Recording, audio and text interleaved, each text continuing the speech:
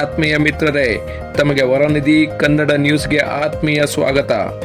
ಇದು ಜನಪರ, ವಸ್ತುನಿಷ್ಠ, ನಿಖರ ಹಾಗೂ ಸತ್ಯದ ಹಾದಿಯಲ್ಲಿ. ಕನ್ನಡ ಚಿತ್ರರಂಗದಲ್ಲಿ fan war, Sudeep versus Darshan. ನಿಮಗೆಲ್ಲ ತಿಳಿದಂತೆ ಮೇರು ನಟರಾದ ಡಾಕ್ಟರ್ ರಾಜಣ್ಣ, ಡಾಕ್ಟರ್ ವಿಷ್ಣುವರ್ಧನ್ ಹಾಗೂ ಕಲಿಯುಗದ ಕರ್ಣ ಅಂಬರೀಷ್ ಮತ್ತು ಕರಾಟೆ ಕಿಂಗ್ ಶಂಕರ್ ನಾಗ್ ಕನ್ನಡ ಚಿತ್ರರಂಗದ ಆಧಾರ ಸ್ತಂಭಗಳು. ಅವರ ಚಿತ್ರಗಳು ಅನೇಕ ಕನ್ನಡ ಚಿತ್ರಪ್ರೇಮಿಗಳಿಗೆ ಆದರ್ಶ. ರಾಜಣ್ಣನವರು ಬಂಗಾರದ ಮನುಷ್ಯ ವ್ಯವಸಾಯದ ಪ್ರಾಮುಖ್ಯತೆಯಿಂದ ಕೂಡಿತ್ತು. ಅನೇಕ ಜನರು ಹೊರಗಡೆ ಉದ್ಯೋಗದಲ್ಲಿದ್ದವರು ಉದ್ಯೋಗವನ್ನು ಬಿಟ್ಟು ವ್ಯವಸಾಯದ ಕಡೆಗೆ ಮುಖ ಮಾಡಿದ್ದರು. ಅದು ಡಾಕ್ಟರ್ ರಾಜಣ್ಣನವರ ಪ್ರಭಾವ. ಹಾಗೆ ಡಾಕ್ಟರ್ ವಿಷ್ಣುವರ್ಧನ್ ಅವರ ಯಜಮಾನ. ಅನೇಕ ವರ್ಷಗಳಿಂದ ದೂರಾಗಿದ್ದ ಅಣ್ಣ ತಮ್ಮಂದಿರನ್ನು ಒಂದು ಮಾಡಿದ ಚಿತ್ರ. ಅದು ಒಗ್ಗಟ್ಟಿನಲ್ಲಿ ಬಲವಿದೆ ಎಂದು ಸಾರುವ ಚಿತ್ರ. ಕನ್ನಡ ಚಿತ್ರಪ್ರೇಮಿಗಳ ಮೇಲೆ ಅಪಾರ ಪ್ರಭಾವ ಬೀರಿತು. ಯಜಮಾನ ಇಂಡಸ್ಟ್ರೀಸ್ ಎಂದು ಸಂಸ್ಥೆ ಪ್ರಾರಂಭವಾಯಿತು. ಡಾಕ್ಟರ್ ವಿಷ್ಣುವರ್ಧನ್ ಅವರು ಸ್ವತಃ ತನ್ನ ಕೈಯಿಂದ ಸಂಸ್ಥೆಯನ್ನು ಉದ್ಘಾಟಿಸಿದರು. ಡಾಕ್ಟರ್ ಅಂಬರೀಷ್ ಅವರು ಕನ್ನಡ ಚಲನಚಿತ್ರರಂಗದಲ್ಲಿ ಏನಾದರೂ ಮನಸ್ತಾಪ ಬಂದರೆ ಅಂದೇ ಕರೆಸಿ ಅದನ್ನು ಪರಿಹಾರ ಮಾಡುತ್ತಿದ್ದರು. ಅದು ಅಂಬರೀಷ್ ರವರ ಗತ್ತು. ಗೋಕಾಕ್ ಚಳುವಳಿಯಲ್ಲಿ ಕನ್ನಡ ಚಿತ್ರರಂಗದ ದಿಗ್ಗಜರು ಒಟ್ಟಾಗಿ ಪ್ರಾರಂಭಿಸಿ ಅದನ್ನು ಜಾರಿಗೆ ತಂದರು. ಆದರೆ ಈಗ ನಡೆಯುತ್ತಿರುವುದಾದರೂ ಏನು? ಇಂಥ ಅಡಿಪಾಯವಿರುವ ಕನ್ನಡ ಚಿತ್ರರಂಗ ಈಗ ಏಕೆ ಅಲುಗಾಡುತ್ತಿದೆ? ಅಂಬರೀಷ್ ವಿಷ್ಣುವರ್ಧನ್ ಅವರ ಸ್ನೇಹ ಕರ್ನಾಟಕದ ತುಂಬ ಪ್ರಖ್ಯಾತಿ. ಆದರೆ ಅದೇ ರೀತಿ ಇದ್ದ ಸುದೀಪ್ ಮತ್ತು ದರ್ಶನ್ರ ನಡುವೆ ಪೈಪೋಟಿ ಉಂಟಾಗಿದ್ದು ಹೇಗೆ? ಇತ್ತೀಚೆಗೆ ದರ್ಶನ್ ರವರು ನ್ಯಾಯಾಂಗ ಬಂಧನದಲ್ಲಿರುವಾಗ ಸುದೀಪ್ ರವರು ಯುದ್ಧ ಸಾರಿದ್ದೇಕೆ? ಇದರ ಪರಿಣಾಮಗಳೇನು? ದರ್ಶನ್ ರವರ ಧರ್ಮಪತ್ನಿಯವರು ಸುದೀಪ್ಗೆ ತಿರುಗೇಟು ನೀಡಿದ್ದೇಕೆ? ಸುದೀಪ್ ರವರು ನಿಜವಾಗಿ ಯುದ್ಧಕ್ಕೆ ರೆಡಿ ಎಂದು ಅಭಿಮಾನಿಗಳಿಗೆ ಕರೆ ಕೊಟ್ಟಿದ್ದೇಕೆ?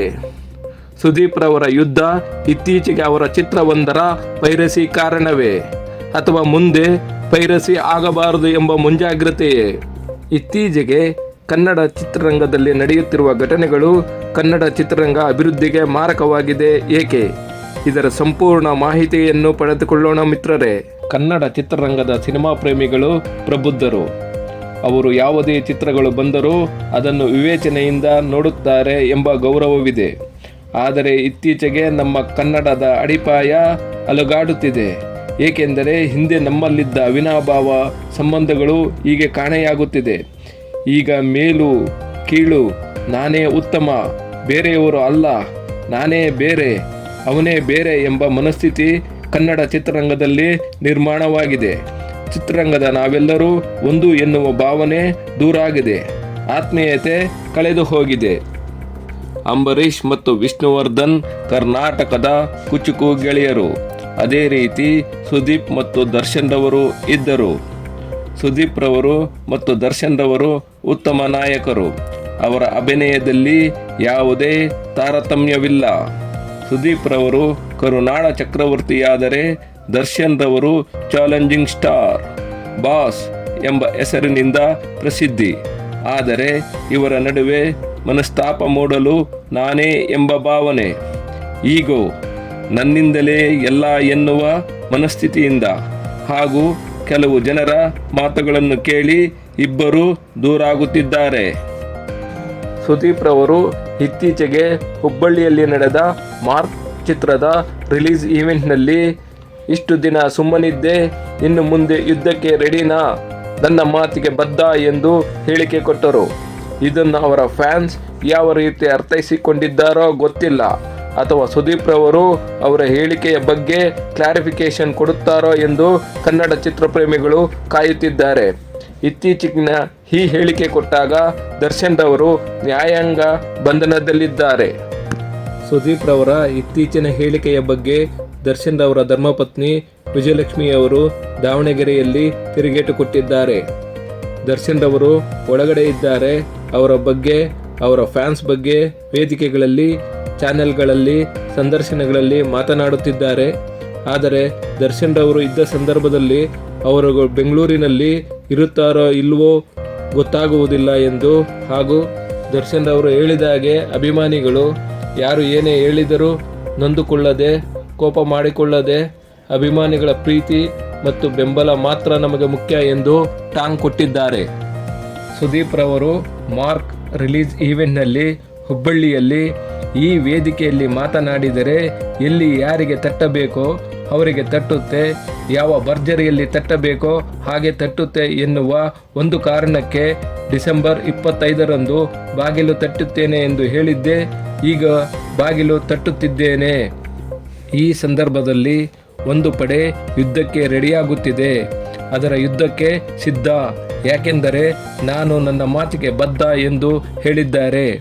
ಪೈಲ್ವಾನ್ ಚಿತ್ರದ ಸಂದರ್ಭದಲ್ಲಿ ಕೆಲವರು ಮೊಬೈಲ್ನಲ್ಲಿ ಪೈರಸಿ ಮಾಡಿದ್ದರು. ಆಗ ಅದು ಪೊಲೀಸ್ ಸ್ಟೇಷನ್ ಮೆಟ್ಟಿಲು ಹತ್ತಿತ್ತು. ಈ ಹೇಳಿಕೆ ಅದರ ಮುಂದುವರೆದ ಭಾಗವಾಗಿತ್ತು. ಇದು ದರ್ಶನ್ ಮತ್ತು ಫ್ಯಾನ್ಸ್ಗೆ ಹೇಳಿದ್ದಂಗಿತ್ತು. ಇದೇ ಸಂದರ್ಭದಲ್ಲಿ ವಿಜಯಲಕ್ಷ್ಮಿ ಅವರು ಟಾಂಗ್ ಕೊಟ್ಟಿರುವುದು ಇಬ್ಬರ ನಡುವೆ ಫ್ಯಾನ್ಸ್ ವಾರ್ ಶುರುವಾಗಲು ಕಾರಣವಾಗಿದೆ. ಸುದೀಪ್ ರವರ ಮಾತು ಪೈರಸಿ ಬಗ್ಗೆಯೂ ಇರಬಹುದು ಮತ್ತು ಅದನ್ನು ತಡೆಯಲು ಇರಬಹುದು ಎಂಬ ಅನುಮಾನವಿದೆ. ಹಾಗೂ ಇದೇ ಸಮಯದಲ್ಲಿ ಕನ್ನಡದ ಇನ್ನೊಂದು ಚಿತ್ರ 45 ಅಂದೇ ರಿಲೀಸ್ ಆಗುತ್ತಿದೆ. ಇದು ಕನ್ನಡ ನಾಡಿನ ಚಿತ್ರರಂಗಕ್ಕೆ ಹಾಗೂ ಚಿತ್ರ ರಸಿಕರಿಗೆ ಇದು ಉತ್ತಮ ಬೆಳವಣಿಗೆಯಲ್ಲ. ಕನ್ನಡ ಚಿತ್ರರಂಗದ ದಿಗ್ಗಜರು ಹೇಗೆ ಒಂದಾಗಿ ಇದ್ದರೋ ಆ ವಾತಾವರಣ ಈಗ ಕಾಣುತ್ತಿಲ್ಲ. ಕನ್ನಡ ಚಿತ್ರರಂಗಕ್ಕೆ ಬೆಳವಣಿಗೆಗೆ ಪೂರಕವಾದ ವಾತಾವರಣ ಕಾಣುತ್ತಿಲ್ಲ.